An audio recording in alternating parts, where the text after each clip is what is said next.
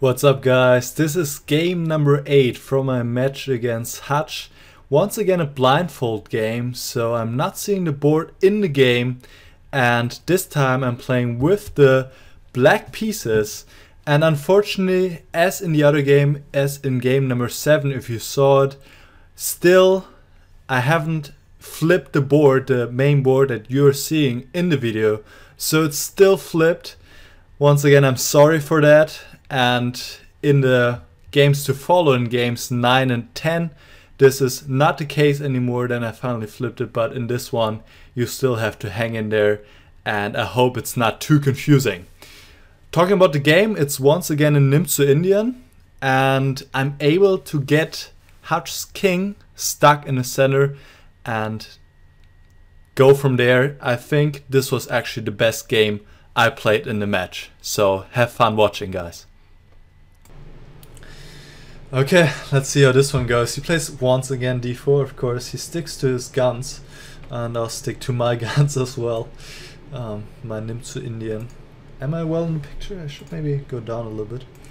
Okay, so it's a Nimzo Indian, and he plays this. Okay, this time I go for castle. This is the main line. And bishop g5, yeah. How does this go? I think here c5 is the way to go. Yeah, c5 is the way to go. Oh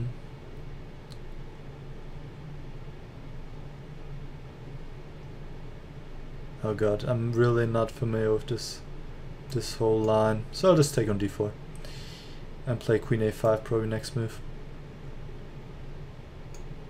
And once again I wanna create that double pawn on the c file, which he doesn't allow me to. Very unfortunate. Plays bishop d2 back. Good move. The queen was also attacking the bishop on g5, so that makes a lot of sense.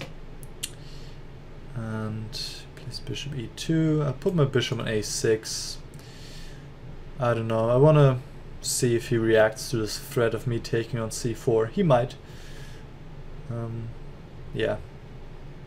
He takes. I take back, simply. He can take on a6, and I'll also just take back. And but he might just cast. Oh no, he can't cast because of bishop takes e2. Knight takes e2, bishop takes d2. So what is he gonna do? Yeah, he can't castle right now. So that's good for me, because if your opponent can't castle, then he can't get his king into safety, and then you can start doing stuff to his king.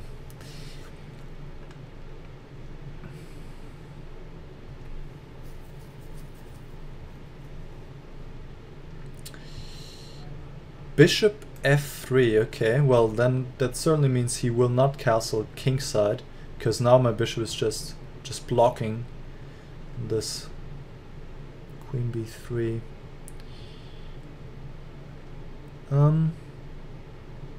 Yeah, maybe I'll just go back, you know. Maybe I'll just play rook b8 back. Okay, and now I put my other rook on c8. This looks better anyway with the rooks on b on c, on the b on c file. But the question is, what am I gonna do next? How will I increase the pressure? Maybe e5 d4 would be my plan. Yes, that looks good. e5 d4, and his king is stuck. His king is stuck because my bishop is stopping any kind of castle. Rook c1, and now e5 should be possible. The knight is pinned. And d4 is a very unpleasant threat now, because his king is still on e1. I want to open up the position, to open up files for my rooks, particularly to threaten something against his king, right? And this is exactly what is happening here. Now the e file is open. My rook will swing to e8, and it will become very unpleasant for him. Okay, so already it seems a lot of materials dropping here, so I can take on c3, and just everything falls apart. And the whole reason is that he never got to castle. So he takes back on c3, and now just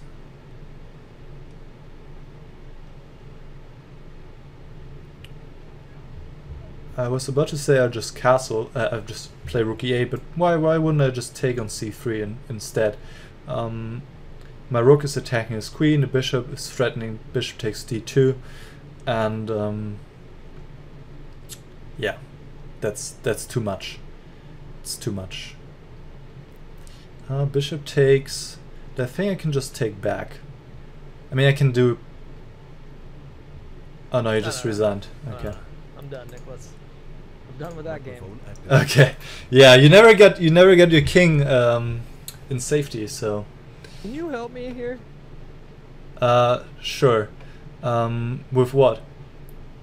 What is the best move for me to play on move 4 as white? Okay, let me just put the pieces up on my board. Okay. So move 4 or move 5? Move 4. Okay. Yeah, queen c2 is a good move. That's one of the main moves. What about bishop to g5? This is also possible. I mean, a lot of moves are possible, but generally queen c2 is considered to be better than bishop g5, or more, not to put it, more serious. Bishop g5, black can equalize fairly easily, I would say. What? And are you playing the Nimzo? Yeah, this is the Nimzo Indian. Yeah, I play it myself. Yeah. What dark squares do the white bishop on the dark squares? Like what's usually a good outpost for him in the Nimzo Indian? Like what diagonal does he want to be on? The dark square bishop? Yeah. That depends. Depends really on what you're playing. I mean, you can put it on g5. That's like you did in the game. That's a very common place. f4, not too much. Sometimes the bishop can go to a long diagonal, so the a1, h8 diagonal. Yeah. I always have problems with my dark squared bishop. Yeah, usually you can also just wait, develop it later. Sometimes it just goes to d2. That's fine too, but really depends on the specific variation you're playing.